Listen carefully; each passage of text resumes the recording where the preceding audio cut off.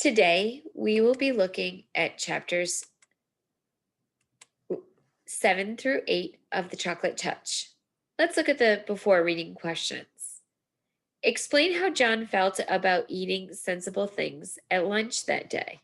Number 2, what did John do in hopes of not turning his food into chocolate? Did it work? And number 3, describe what happened during John's trumpet solo.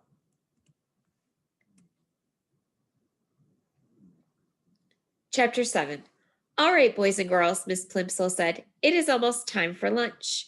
Clear up your things. Paint pots securely closed, brushes washed, paintings unpinned and laid out to dry, drawing boards stacked against the wall. Ah, there's the bell. Front row first, Timothy leading, then Robin in single file. Go. John alone walked slowly in the throng, hurrying along the corridors to the school cafeteria.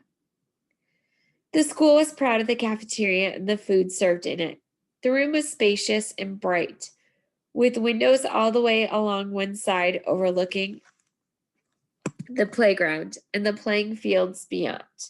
The opposite side was wholly taken up by the shiny silver service counter. Several boys and girls were already settled at tables by the time John took his place in the line. Enviously, John noticed a boy at a nearby table suck at straws dipped in a milk bottle that was dull with frost. John could imagine the refreshing taste of cold, creamy milk. At another table, a group of girls were eating fat, red cherries. John could almost feel the firm fruit on his tongue and the pleasure of biting through the tart, juicy pulp. The cherries must taste good. They must be thirst-quenching. John unhappily took a tray from the pile and slid it along the rails in front of the top of the counter. He put a paper napkin, a glass, and a gleaming spoon, a knife, and a fork on the tray. It seemed hardly worth the while, but he felt that he might as well try the food and drink. Perhaps if I eat a different way, without letting anything touch my lips, he muttered, my lunch won't all change to chocolate. He was not very hopeful.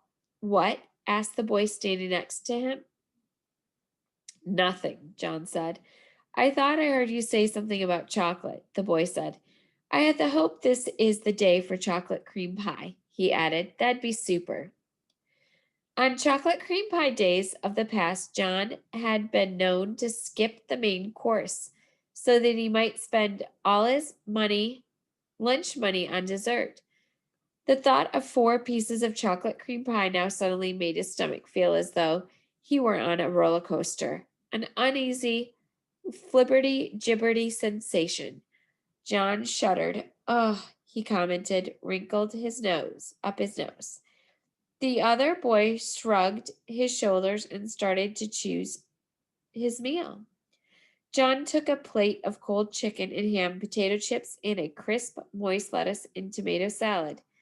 The white of the chicken, the pink of the ham, the gold of the potatoes, the pale green of the lettuce, and the red of the tomato looked delicious. He also took a half pint of milk, a thick-crusted whole wheat roll, and a cool pat of butter. A tumbler of water with ice cubes clinking against the glass, and a dish of fresh fruit, slices of orange and grapefruit, and bananas and grapes. John's tray was loaded with just the sort of meal his mother was always trying to persuade him to eat. Until today, John had always thought it was pretty dull to eat sensible things, when there were sweeter foods and drink to be had.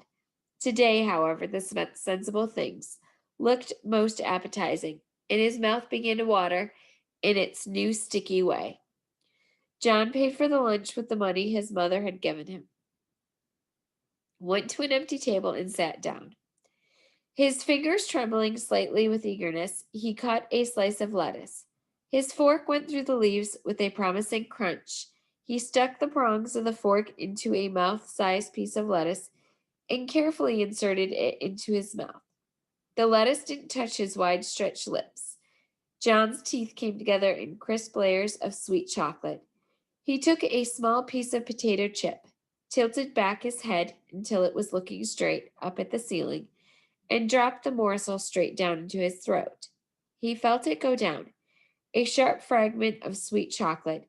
He tried the milk, the ice, the fruit. Every solid and liquid that he sampled was transformed as soon as it entered his mouth.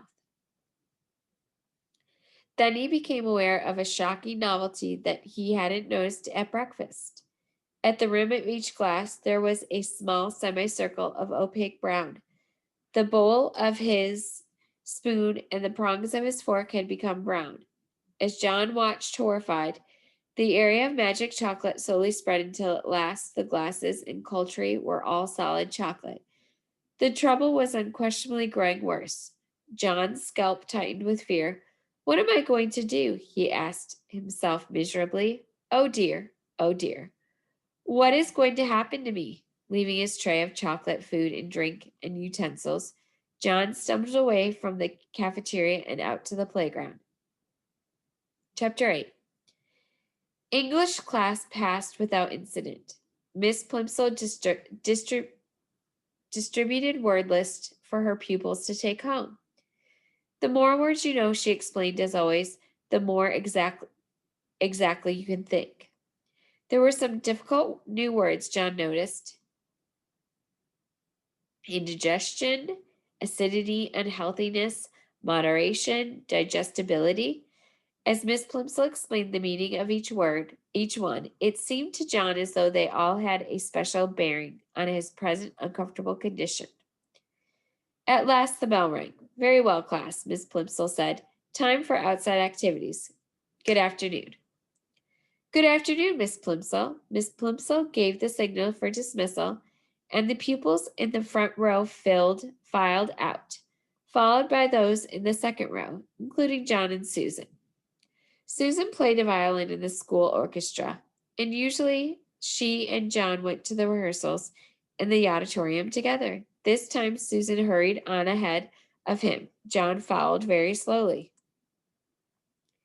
The members of the orchestra were sitting at their musical stands on the auditorium stage when John, carrying his dark blue trumpet case, got to his chair in the brass section. Mrs. Quaver had already begun to explain a difficult passage to the girls who played the flute. Just after Jay sings, nestling, chirp, and flee, she was saying, you come in with the trill, da daddle, oodle, oodle, oo. Do you see the place on your score? Your score is how they read the music. Good. Ah, John, Mrs. Quaver exclaimed, seeing him in his place. I'm glad you're not absent. As I've just told the others, this afternoon we're having the first joint rehearsal of my arrangement of A Boy's Song by James Hogg. We've been over all the individual parts and all the sections you will recall. Now it's time to fit the pieces together. John nervously opened his trumpet case and took his shining golden trumpet from its bed of scarlet velvet. The beautiful new instrument gave him confidence. He worked the valves nimbly with his fingers and looked up at Mrs. Quaver again. Now, John, she said, tell me when your little solo begins. Right after the end of the second verse, John promptly replied. He had practiced his part every evening in the basement at home for the last 2 weeks. He knew every note perfectly. After the line, that's the way for Billy and me. Good, Mrs. Quaver said, and don't forget what I told you, John. This is a happy song. I want you to play ta-da, ta-da, ta-da, ta-da, simply repeating the rhythm of the voice. And I want you to be light and lively. This is supposed to be the song of a boy who loves roping in the country. Ta-da, ta-da, ta-da, ta-da. John thought that song shouldn't be too difficult, even with the whole orchestra listening to him. He had played it over and over again at home, but he would have to try extra hard here. This was his first solo. Everyone else was depending on him to play it properly. Right, said Mrs. Quaver brightly. With her baton, she rapped twice sharply on the music stand before her. All the musicians brought their instruments into the playing position. Susan posed her bow on the strings of her violin. John held his trumpet close to his mouth and wiggled his fingers on the valves. Mrs. Quaver's baton moved from side to side, up and then down. The cymbals clashed and the drum thumped. The pianist brought his fingers together on the ivory keys of the piano. The violinist and cellist made their wee and whooping sounds. All were in perfect unison. The rehearsal had begun. After the introduction, one of the older boys began to sing, "Where the pools are bright and deep, where the gray trout lies asleep, up the river and over the lea, that's the way for Billy and me." After the last line of the first verse, John's fellow trumpeter echoed the rhythm of the singer's voice. Ta-da, ta-da, ta-da, ta-da. Mrs. Quaver smiled approvingly at the successful performance and with a baton gave the singer the signal to begin the second verse. "Where the blackbird sings the latest, and obey won't be, where the hawths blossom the sweetest, where the nestle chirps and flee, the flute warmed according to plan. That's the way for Billy and me." John swallowed with an effort and put the mouthpiece on his trumpet to his lips for his solo. The mouthpiece instantly changed to chocolate, then almost as fast as the chocolate spread to the instrument, changing all the flashing gold into dull brown. The first note came out fairly true, ta, but chocolate trumpets cannot withstand much pressure. The hole in the mouthpiece softened and clogged up, and the valve stuck as John desperately tried to finish his part. Mrs. Quaver's eyes almost popped out of her head as she listened to him. Ta-do. It sounded as though John were trying to play a soap-filled bubble pipe. Terribly flustered, he put down his trumpet. Mrs. Quaver was speechless. The orchestra was rocked by uproarious laughter. The other trumpeter leaned over toward John's chair and picked up the trumpet. "It's a chocolate trumpet," he shouted derisively. "No wonder it sounded like that." John Midas was trying to play a chocolate. John didn't wait to hear any more. He fled from the stage and out to the playground. Without stopping even to look around, he ran through the stone gate and homeward.